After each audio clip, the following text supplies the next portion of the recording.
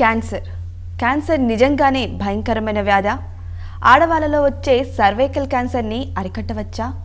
అసలు ఆడవారికి ఎన్ని రకాల క్యాన్సర్స్ వస్తాయి? ఏ వయసులో పరీక్షలు చేయించడం ద్వారా క్యాన్సర్ను నిర్ధారించవచ్చు?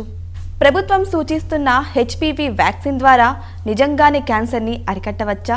ఇటువంటి విషయాలను మనకు తెలియజేయడానికి సీనియర్ ఆంకాలజిస్ట్ డాక్టర్ అపూర్వ కులకర్ణి గారు ప్రస్తుతం మన సమక్షంలో ఉన్నారు. వారిని అడిగి మరిన్ని విశేషాలను తెలుసుకుందాం. నమస్కారం డాక్టర్ గారు. నమస్తే డాక్టర్ గారు. సర్వైకల్ క్యాన్సర్ అని అందరూ అంటున్నారు కదా, అసలు సర్వైకల్ క్యాన్సర్ అంటే ఏంటండి? సర్వైకల్ క్యాన్సర్ అంటే గర్భాశయ ముఖద్వారం క్యాన్సర్స్ అని అంటూ ఉంటాము. అంటే మన గర్భాశయం యూటరస్కి అండ్ వెజైనాకి మధ్యలో ఒక చిన్న పార్ట్ ఉంటుందండి. ఆ పార్ట్లో వచ్చే క్యాన్సర్స్ని సర్వైకల్ క్యాన్సర్స్ అంటాము. సో మరి సర్వైకల్ క్యాన్సర్ని గుర్తించాలంటే ఏ టెస్టులు చేస్తారండి? సర్వైకల్ క్యాన్సర్ని ముందుగానే రాకుండానే లక్షణాలు ఏం లేకుండానే కూడా గుర్తించవచ్చు. దానికి మేము సర్వైకల్ క్యాన్సర్ స్క్రీనింగ్ అని ప్యాప్ స్మియర్ అనే ఒక టెస్ట్ చేస్తూ ఉంటాము. సర్వైకల్ క్యాన్సర్ వచ్చింది అనడానికి లక్షణాలు ఉంటాయి కదా, అవి ఏంటేంటి లక్షణాలు?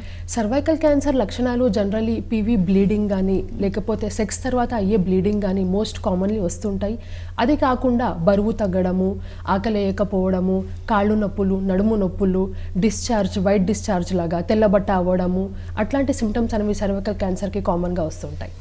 ఎక్కువగా సర్వైకల్ క్యాన్సర్ ఏ ఏజ్ ఉన్న వాళ్ళకి వస్తుంటుందండి? సర్వైకల్ క్యాన్సర్కి ఏజ్ అంటూ ఏమీ లేదు. ఏ క్యాన్సర్కైనా ఏ ఏజ్ అంటూ లేదు, ఎవరికైనా రావచ్చు. బట్ సర్వైకల్ క్యాన్సర్ మోస్ట్లీ మనము యంగ్ ఫీమేల్స్లో కూడా చూస్తాము, కొంచెం ఓల్డర్ ఫీమేల్స్లో కూడా చూస్తూ ఉంటాము. 22-23 ఇయర్స్లో కూడా చూసిన కేసెస్ ఉన్నాయి అండ్ 60-65 ఇయర్స్లో కూడా చూసిన కేసెస్ ఉన్నాయి. సో అది డిఫరెంట్ రీజన్స్ వల్ల కానీ వస్తుంది. కాబట్టి కొందరికి ముందుగానే తెలుస్తుంది, కొందరికి తర్వాత తెలుస్తుంది. బట్ ఏజ్ అట్లాంటిది ఏమీ లేదు. మరి ఎక్కువగా మీరు మీరు చూస్తుంటారు కదా, ఎక్కువగా ఏజ్ వాళ్ళు వస్తుంటారు ఈ క్యాన్సర్ వల్ల? మోస్ట్లీ యంగ్ పీపులే వస్తూ ఉంటారు, యంగ్ మహిళలే వస్తుంటారు. 25 ఇయర్స్ 30 ఇయర్స్ 30 సంవత్సరాలు ఉన్న మహిళలు మా దగ్గర ఎక్కువ ఉన్నారు సర్వైకల్ క్యాన్సర్తో డయాగ్నోస్ అవుతున్న వాళ్ళు. ఈ హ్యూమన్ పాపిలోమా వైరస్ సోకిన తర్వాత అది డెవలప్ అయి క్యాన్సర్గా మారడానికి ఎన్ని డేస్ పడుతుందండి? హ్యూమన్ పాపిలోమా వైరస్ అనేది అనేక రకమైన ఇన్ఫెక్షన్స్, అనేక రకమైన క్యాన్సర్స్ని కాజ్ చేస్తుంది. దాంట్లో సర్వైకల్ క్యాన్సర్ అనేది ఒకటి. So human papilloma virus infection అనేది ఎప్పుడైనా 80-90% అందరిలో ఉంటుంది ఆ ఇన్ఫెక్షన్. బట్ మోస్ట్ కామన్లీ ఏమవుతుందంటే మన ఇమ్యూనిటీ ఆ ఇన్ఫెక్షన్ని ఫైట్ ఆఫ్ చేసేసి ఆ వైరస్ని బయటికి పంపించేస్తుంది. బట్ కొన్నిసార్లు మన ఇమ్యూనిటీ ఆ వైరస్ని ఫైట్ చేయలేకపోతే ఆ ఇన్ఫెక్షన్ కొన్ని సంవత్సరాలు మీదగా అలానే ఉండిపోయి కొన్నిసార్లు క్యాన్సర్లోకి మారుతుంది. సో అలా జనరల్లీ టేక్స్ 20-25 ఇయర్స్ కూడా పడుతూ ఉంటుంది. It all depends on first ఎప్పుడైతే హెచ్పివి ఇన్ఫెక్షన్ కాంట్రాక్ట్ అయిందో అప్పటి నుంచి కొన్నిసార్లు చేంజెస్ అయ్యి ఆ సెల్స్ అన్ని మారి క్యాన్సర్ కణాలుగా మారడానికి జనరల్లీ 15-20 ఇయర్స్ అయితే పడుతుంది. ఇప్పుడు చాలామంది సరిగ్గా క్లీన్ చేయలేని లోదుస్తులు వాడడము, లేకపోతే హానికరమైన సోప్స్ వాడుతూ ఉంటారు కదా, అటువంటి వాటి వల్ల కూడా ఈ వైరస్ సోకే ప్రమాదం ఉందంటారా? హెచ్పివి వైరస్ అనేది అసురక్షిత సెక్స్ వల్ల ట్రాన్స్ఫర్ అయ్యే వైరస్. సో ఇవన్నీ మనకి హైజీన్కి ప్రాబ్లం చేస్తాయి కానీ క్యాన్సర్కి హెచ్పివి వైరస్ ఇన్ఫెక్షన్ కాజ్ చేయడానికి సరిపోవు.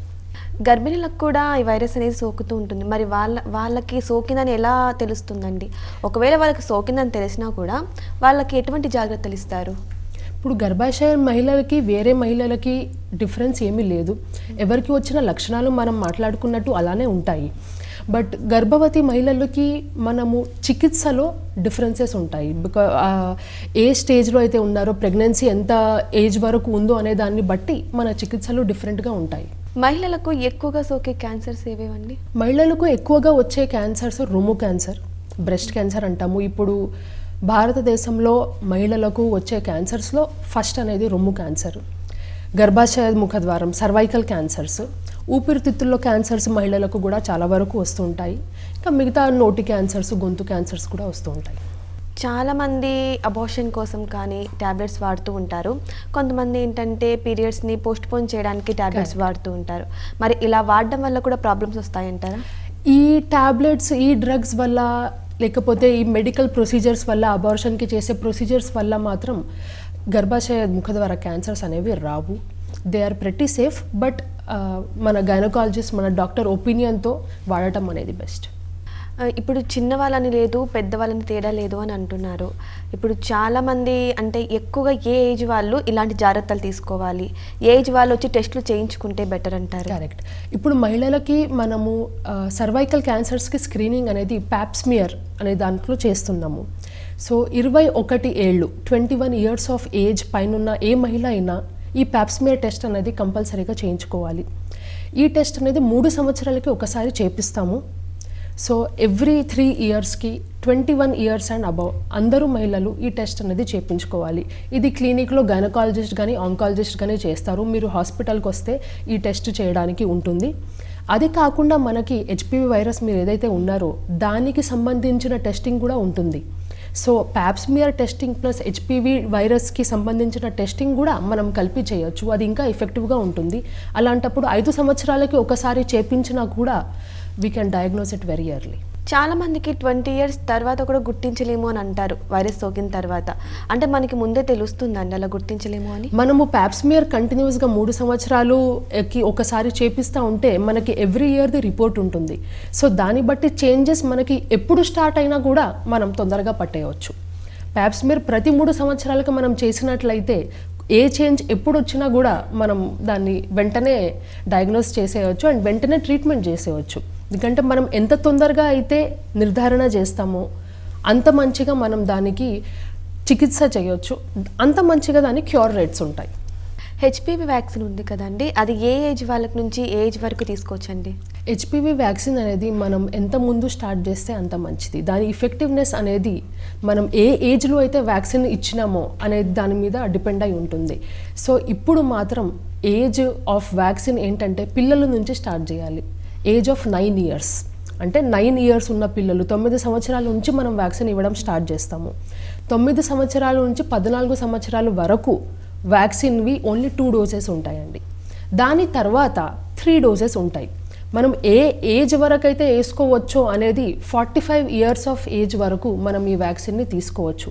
45 ఇయర్స్ వరకు ఇది బాగా పనిచేస్తుంది, బాగా ఎఫెక్టివ్ అనే దానికి మన దగ్గర ఎవిడెన్స్ ఉంది. సో 9 ఇయర్స్ టు 45 ఇయర్స్ పురుషులకి, మహిళలకి, పిల్లలకి అందరికీ ఈ వ్యాక్సిన్ వేసుకోవాలి. వ్యాక్సిన్ డోస్ అనేది ఏ ఏజ్ వాళ్ళకి ఎంతెంత మోతాదులో ఇస్తారండి? మనం ఏజ్ ఆఫ్ 9 ఇయర్స్ నుంచి 14 ఇయర్స్ వరకు 2 డోసెసే అవసరం అండి. దాని తర్వాత ఎవరైనా 3 డోసుల కింద వేసుకోవాలి. ఒక డోసు ఇప్పుడు వేసుకున్నట్లయితే, ఇప్పుడు నేను అడల్ట్స్ గురించే మాట్లాడుతున్నాము, ఒక డోస్ ఇప్పుడు వేసుకున్నట్లయితే 0 డోస్ అంటాం దీన్ని. ఇంకొక డోస్ అనేది 2 months ఆఫ్టర్ దిస్ డోస్ వేసుకోవాలి. దాని తర్వాత ఇంకొక డోసు 4 months తర్వాత ఇంకొక డోస్ వేసుకోవాలి. అట్లా టోటల్గా 3 డోసులు వేసుకోవాల్సి ఉంటుంది. ఇంట్రామస్కులర్ కండలో ఇచ్చే ఇంజెక్షన్. దాంతో పెద్ద సైడ్ ఎఫెక్ట్స్ ఏమీ ఉండవు. మనం నార్మల్గా వేరే వైరసెస్కి వ్యాక్సిన్ ఎట్లా తీసుకుంటామో సేమ్, కొంచెం నొప్పి ఉండొచ్చు, రెడ్నెస్ ఉండొచ్చు, అంతకంటే సైడ్ ఎఫెక్ట్స్ ఏమీ ఉండవు. అది కూడా 1 డేలో నార్మల్ అయిపోతారు. పెయిన్ అనేది నార్మల్ అయిపోతుంది. ఇది ఆల్రెడీ వచ్చిన వాళ్ళు కూడా వ్యాక్సిన్ తీసుకోవచ్చు అంటారా? అంటే క్యాన్సర్ వచ్చిన వాళ్ళలో అంటే గర్భాశయ ముఖద్వారం క్యాన్సర్స్ ఉంటే ఈ వ్యాక్సిన్ పనిచేయదు. ఈ వ్యాక్సిన్ మనం ముందు జాగ్రత్తలాగా వేసుకోవాలి. ఒకసారి గర్భాశయ క్యాన్సర్ ఉంది అన్నాక ఈ వ్యాక్సిన్ అనేది పని చేయదు గర్భాశయ క్యాన్సర్స్ ప్రివెంట్ చేయడానికి. బట్ ఇతర క్యాన్సర్స్తో ఆల్రెడీ డయాగ్నోస్ అయి ఉంటే ఈ వ్యాక్సిన్ వేసుకోవడంలో తప్పు లేదు. ఇప్పుడు మనం సెల్ఫ్గా కూడా మనకి వైరస్ సోకింది అని టెస్టులు చేసుకోవచ్చా అండి? అంటే కొన్ని సెల్ఫ్గా మనం ఇంటి దగ్గర చేసుకునే లాంటి టెస్ట్ అయితే ఏమీ లేవండి గర్భాశయ ముఖద్వారం క్యాన్సర్స్కి. It is always better to consult your doctor. Cancer already effect అయిన తర్వాత దాని నుంచి బయటపడడానికి ఎంత టైం పడుతుందండి? క్యాన్సర్ ఆల్రెడీ ఎఫెక్ట్ అయిన తర్వాత అంటే ఇట్ మెయిన్లీ డిపెండ్స్ ఆన్ మనకి ఏ స్టేజ్లో అయితే క్యాన్సర్ నిర్ధారణ అయిందో దాని మీద డిపెండ్ అయి ఉంటుంది. సో మనం క్యాన్సర్ అర్లియర్ స్టేజెస్లో 4 స్టేజెస్ ఉంటాయండి క్యాన్సర్కి. సో మనం స్టేజ్ 1, 2, 3, 4. సో స్టేజ్ 1, 2 అనేవి అర్లీ స్టేజెస్ అని అంటూ ఉంటాము. 3, 4 అనేవి కొంచెం అడ్వాన్స్డ్. 4 అనేది last stage of cancer. So మనం ఎంత తొందరగా అయితే గుర్తిస్తామో అంత మంచిగా దాని చికిత్స అవుతుంది, అంత మంచిగా దాన్ని మనం క్యూర్ కూడా చేయొచ్చు. మనకు స్టేజ్ 4లో అంటే క్యాన్సర్ ఇప్పుడు సర్విక్స్ నుంచి లంగ్స్లోకైనా ఇంకెక్కడైనా పార్ట్స్లోకి వెళ్తే అది క్యూరబుల్ స్టేజ్ కాదు. బట్ మనకి అప్పటి వరకు స్టేజ్ 3 వరకు మనం దాన్ని క్యూర్ చేయొచ్చు. ఈ క్యాన్సర్ వచ్చిన తర్వాత ఏ స్టేజ్లో ఏ ట్రీట్మెంట్ చేస్తారండి? సో మెయిన్లీ సర్వైకల్ క్యాన్సర్కి 3 ట్రీట్మెంట్స్ ఉంటాయండి. ఒకటేమో కీమోథెరపీ, ఒకటేమో రేడియేషన్, ఇంకొకటి అనేది సర్జరీ. సో మనకి ఏ స్టేజ్లో ఉందో దాన్ని బట్టి మనం ఆ చికిత్స చేసుకుంటాము. జనరల్లీ ఆపరేషన్, సర్జరీ అనేది మనకి ఓన్లీ స్టార్టింగ్ స్టేజెస్లో ఉంటే చేయగలము. కొంచెం స్టేజ్ దాటిపోతే మనకి సర్జరీకి అవకాశం ఉండదు. అప్పటి నుంచి అన్ని స్టేజెస్కి రేడియేషన్ అండ్ కీమోథెరపీ అనేది చేసుకోవాలి. సో మ్యాక్సిమం స్టేజ్ 1B అంటూ ఉంటాము, 2A వరకు మనం సర్జరీ చేయవచ్చండి. దాని మీదుగా అన్ని స్టేజ్లకి మనం రేడియేషన్ అండ్ కీమోథెరపీ చేసుకోవాలి.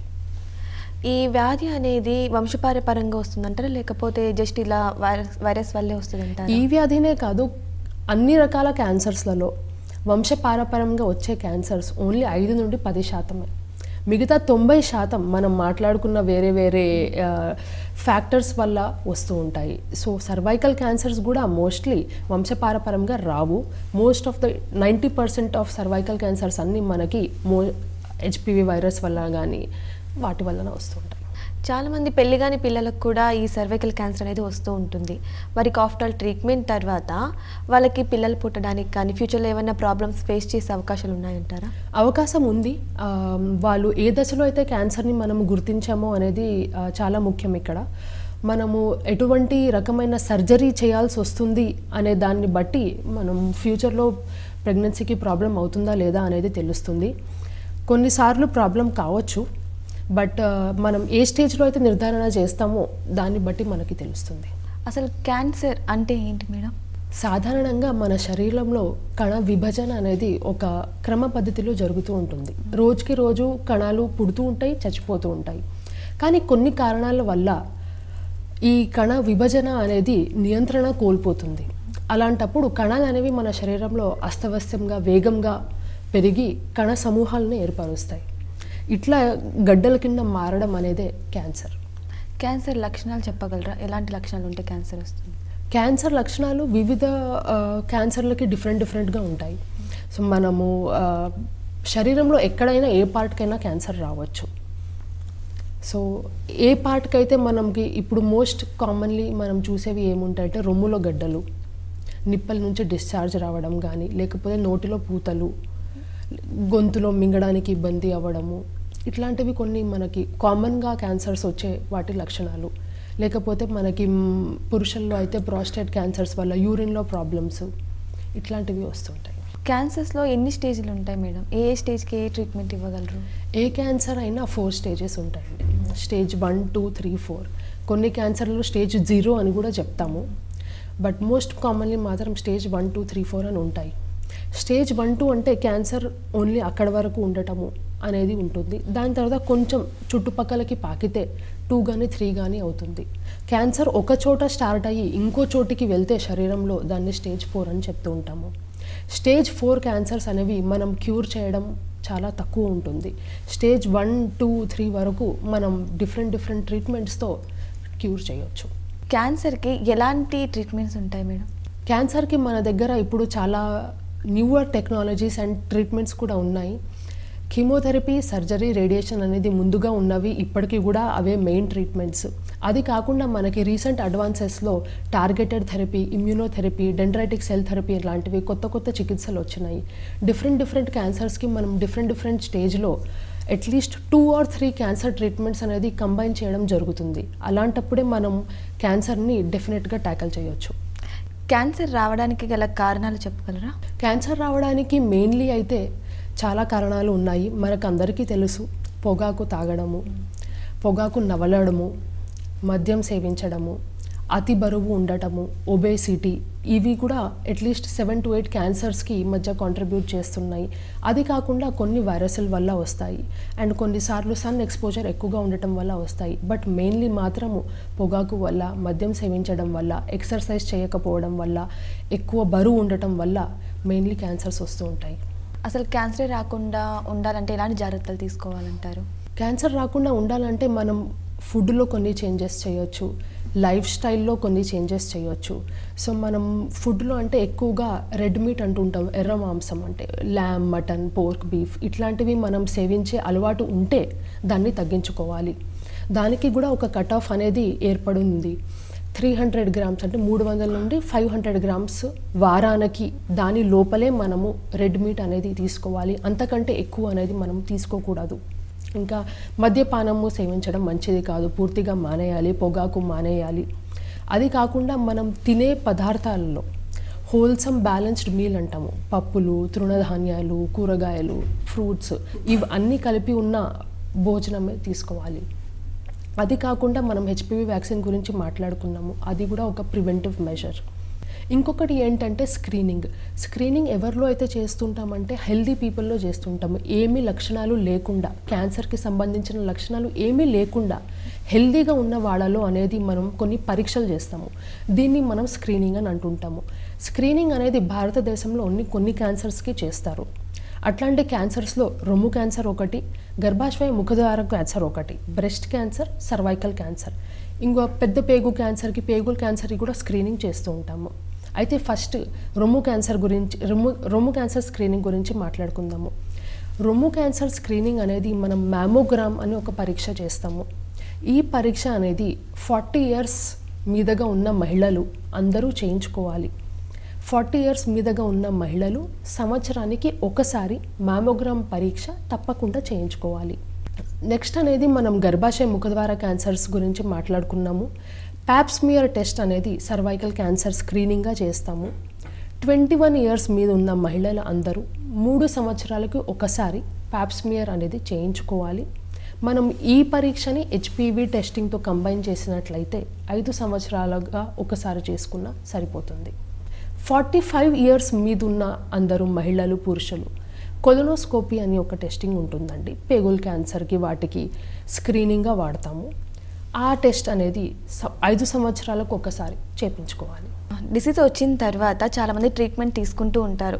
అలాంటి ట్రీట్మెంట్ తీసుకుంటున్న సమయంలో ఎలాంటి జాగ్రత్తలు తీసుకుంటే ఇంకా తొందరగా క్యూర్ అవుతుందంటారు?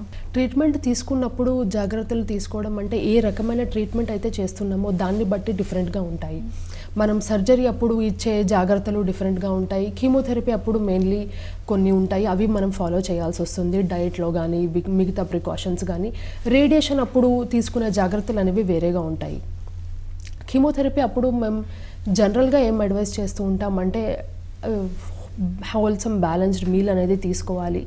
రా ఫుడ్ అనేది మేము అడ్వైస్ చెయ్యము. ఇంట్లో చేసిన, ఎప్పటికప్పుడు చేసిన freshly prepared home cooked food అనేది మేము అడ్వైస్ చేస్తూ ఉంటాము. కీమోథెరపీ అప్పుడు మెయిన్లీ ఇవే, బయటవి తినొద్దు, రా ఫుడ్స్ తినొద్దు అని చెప్తూ ఉంటాము. అది కాకుండా రేడియేషన్ అప్పుడు తీసుకునే జాగ్రత్తలు అయితే ఏ ఏరియాలో అయితే రేడియేషన్ చేస్తున్నారో దాన్ని బట్టి ఉంటుంది. స్కిన్ రియాక్షన్స్ కొన్నిసార్లు వస్తూ ఉంటాయి రేడియేషన్ వల్ల. సో కొంచెం మైల్డ్ సోప్ వాడటము, సెన్సిటివ్ సోప్ వాడటము, ఆ ఏరియాలో ఎక్కువ రుద్దకుండా, ఫ్రిక్షన్ రాకుండా చూసుకోవడము, ఆ ఏరియాని డ్రైగా ఉంచుకోవడం అనేది స్కిన్కి తీసుకోవాల్సిన జాగ్రత్తలు రేడియేషన్ అయ్యేటప్పుడు. చాలామంది ట్రీట్మెంట్ తర్వాత ఇంకేముందిలే ట్రీట్మెంట్ అయిపోయింది కదా సో అని కేర్లెస్గా ఉంటారు. అలాంటి వారు ఎలాంటి జాగ్రత్తలు తీసుకుంటే మంచిదంటారు? క్యాన్సర్ వచ్చే కంటే ముందు అయినా తర్వాత అయినా తీసుకోవాల్సిన జాగ్రత్తలు మనకు సంబంధించినవి మారవండి. ముందు కూడా ఎక్సర్సైజ్ చేయాలి, తర్వాత కూడా ఎక్సర్సైజ్ చేయాలి అని చెప్తాము. ముందు కూడా హెల్దీ డైట్ తినాలి, తర్వాత కూడా హెల్దీ డైట్ తినాలని చెప్తుంటాము. దాంట్లో పెద్దగా చేంజెస్ లేవు కానీ బట్ అదర్వైజ్ మీ ఆంకాలజిస్ట్ మీకు ఏమైనా స్పెసిఫిక్గా రికమెండ్ చేస్తే తప్ప హెల్దీ లైఫ్ స్టైల్ అనేది ముందు కూడా అవసరం, అప్పుడు కూడా అవసరం, తర్వాత కూడా అవసరము. ముందుగానే ఎక్సర్సైజ్ వల్ల ప్రివెంట్ చేసుకోవాలి అంటే మనం క్యాన్సర్స్ దానికి కూడా ఒక కట్ ఆఫ్ ఉంది. అంటే మనం ఎవ్రీడే 30 నిమిషాలు ఎక్సర్సైజ్, ఇట్లా వారానికి 5 రోజులు టోటల్ 150 మినిట్స్ అవుతుంది. ఇట్లా గనక మనం ఎక్సర్సైజ్ చేసినట్లయితే మనం ఒక 7 to 8 types of cancers prevent చేసే అవకాశం ఉంది. సో మనం ముందుగా జాగ్రత్త తీసుకుంటే ఆల్వేస్ బెటర్. ఇప్పుడు ట్రీట్మెంట్ తర్వాత మనం కేర్లెస్గా ఉంటే మళ్ళీ రీఎఫెక్ట్ అయ్యే అవకాశం ఉందంటారా? క్యాన్సర్ ఒకసారి ట్రీట్మెంట్ మొత్తం అయిపోయినాక మళ్ళీ వచ్చే ఛాన్సెస్ అనేది చాలా ఎక్కువగా ఉంటాయి. మెయిన్లీ మనము స్మోకింగ్ ఇట్లాంటి హ్యాబిట్స్ మానుకోలేకపోతే, స్మోకింగ్, ఆల్కహాల్, మళ్ళీ క్యాన్సర్స్ వచ్చే ఛాన్సెస్ అనేది చాలా ఎక్కువ ఉంటాయి. ఈ క్యాన్సర్స్, థ్రోట్ క్యాన్సర్స్, నోటి క్యాన్సర్స్ అనేవి మళ్ళీ ఎక్కువ వస్తుంటాయి. సో స్మోకింగ్ అనేది, ఆల్కహాల్ అనేది పూర్తిగా బంద్ చేయాలి మనం. 4th స్టేజ్లో కూడా క్యూర్ అవుతుందని అంటున్నారు, మరి దానికి మీరేమంటారు? 4th stage A stage of cancer అయినా మనం డెఫినెట్గా ట్రీట్ అయితే చేయొచ్చండి. క్యూర్ అనేది చాలా అంశాలపై ఆధారపడి ఉంటుంది. మనకి ఈ మధ్య కొత్త టెక్నాలజీస్, కొత్త థెరపీస్ కూడా వచ్చినాయి. బట్ ఓవరాల్గా మాట్లాడుకుందాం అనుకుంటే మాత్రం స్టేజ్ 4 క్యాన్సర్ క్యూర్ చేయడం అనేది చాలా కష్టం. క్యాన్సర్ గురించి ఎన్నో అపోహలు, ఎన్నో డౌట్స్ ఉన్నాయి. అన్నిటికీ చక్కటి సమాధానం ఇచ్చారు. థ్యాంక్ యూ సో మచ్ అండి. క్యాన్సర్ అంటే చాలు ఎన్నో అపోహలు. క్యాన్సర్ వచ్చిందంటే బతికి బయటపడతామో లేదో కూడా తెలియదు. కానీ సరైన సమయంలో క్యాన్సర్ని గుర్తించడం ద్వారా, సరైన చికిత్స అందించడం ద్వారా క్యాన్సర్ నివారించడమే కాదు, మరణం నుంచి కూడా బయటపడచ్చు అంటున్నారు డాక్టర్ అపూర్వ కులకర్ణి గారు. ఇది ఇవాల్టి నింగి నేల నాది ప్రత్యేక కార్యక్రమం. మరో ప్రత్యేక కార్యక్రమంలో మళ్ళీ కలుద్దాం. అంతవరకు సెలవు. నమస్కారం.